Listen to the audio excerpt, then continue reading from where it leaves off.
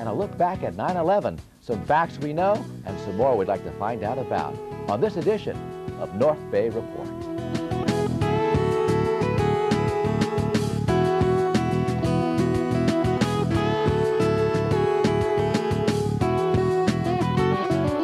Most of us can probably remember where we were during the events of 9/11, but how sure are you about the events that led up to the incident?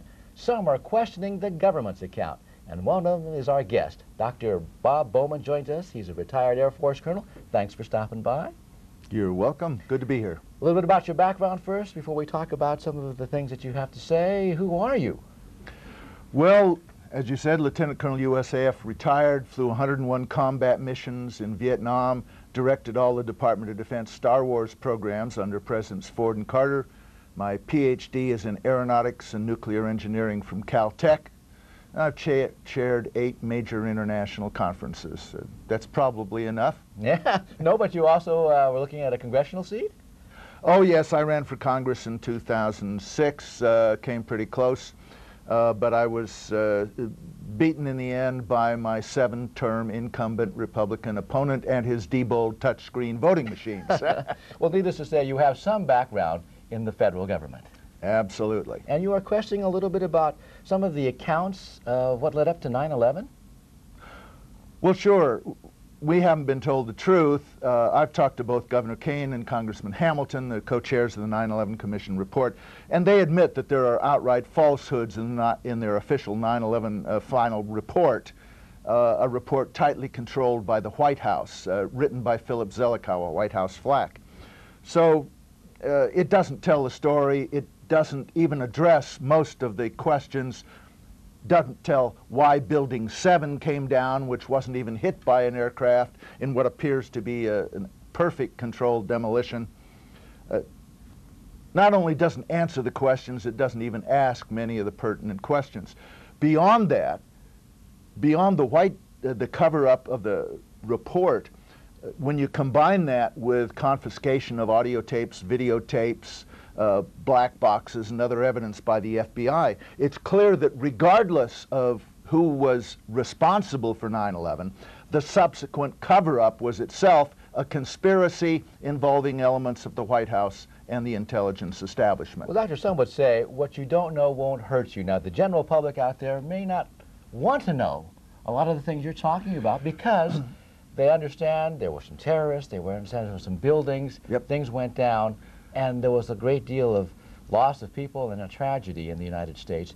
They may not want to know a lot about the things. Well, we have to do that because the Bush administration exploited that tragedy to deceive us into illegal, unnecessary wars of aggression in Afghanistan and Iraq.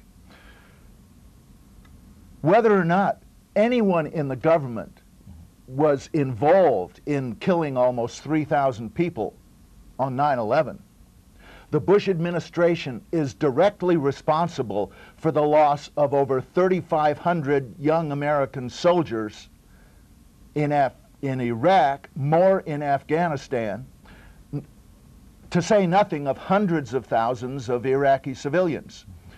Now, this is an impeachable offense and an act of treason. I said so before the war started. It still is. We know that this war, and I said this before it started, has absolutely nothing to do with national security or freedom or democracy or human rights or weapons of mass destruction or protecting our allies or disarming Iraq. It has to do with money, it has to do with oil, and it has to do with raw imperial power, and it is wrong. And Congress should immediately impeach Dick Cheney and George W. Bush for deceiving us into this war, costing so many thousands of lives. And then we can end the occupation of Iraq and prevent another attack, perhaps a nuclear attack on Iran, which the Bush administration admits they want to do. But we mustn't let them get away with it. You have a petition, or there's a petition circulating, is there not, for this investigation you're talking about? A lot of people are clamoring for a new investigation of 9/11, I'm asking for an investigation of the cover-up. And more importantly, I'm asking for impeachment based on the exploitation of 9/11.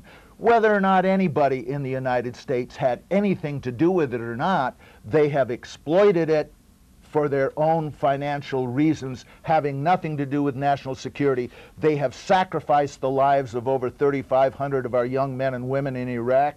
And if that isn't a treasonable, impeachable offense, I don't know what is. Yeah, you're talking about, obviously, integrity here, or something much deeper, because the president's going to be termed out. He's going to be gone anyway. So impeaching him... Yeah, but he's got over a year to do more damage, including a possible nuclear attack on Iran, which I believe would destroy the United States as we know it. I mean, we have already lost so many of our friends, so much of our credibility around the world, so many of our allies. If we did that, Russia and China would turn against us for sure. We'd be isolated in the world completely, and rightly so, as the #1 rogue nation on earth. Well, you've just touched, I think... We've got to save our country. I know, it's just like you've touched on the tip of what it is that you like to say. Website, how can people find out more? www. If you want, thepatriots.us. Okay. Dr. Bob Bowman, a retired U.S. Colonel, Air Force Colonel, and we'll be back. Well, that's it for this edition of North Bay Report. Until next time, I'm Curtis Kim. Thanks for watching.